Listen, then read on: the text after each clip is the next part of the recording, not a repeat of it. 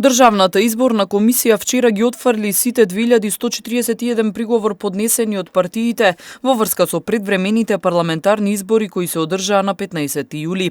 Најмногу приговори поднесе партијата Левица 1982, но ДИК најголемиот дел од нив ги отфрли бидејќи немале подпис и печат.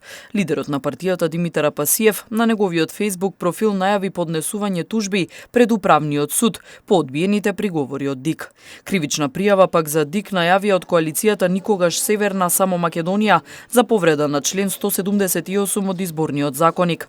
Политичките партии по синоќешното отфрлање на приговорите од ДИК сега имаат можност во рок од 24 часа да поднесат тужба до управниот суд, кој пак по нејзиниот прием во период од 60 часа треба да одлучи по тужбите. Откако управниот суд ќе донесе одлука по сите тужби, ДИК ќе ги објави официјалните конечни резултати од превремените парламентарни избори.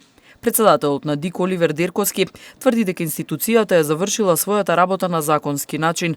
Вели дека сите луѓе работеле деноноќно и јавноста не треба да се грижи. Точно е определено како се бројат гласачките ливчиња, кој ги брои гласачките ливчиња, на кој начин и како го утврдува резултатот. ДИК само ги констатира резултатите кои претходно се сумирани и утврдени на самото избирачко место од најмалку десетина луѓе. Од тие причини ги демантирам сите шпекулации и лажни вести кои се јавија овие денови, рече Дерковски. Во однос на техничките проблеми кои се појавија во текот на објавувањето на резултатите, Дерковски истакна дека ваквите проблеми никогаш не влијаат на утврдувањето на резултатите.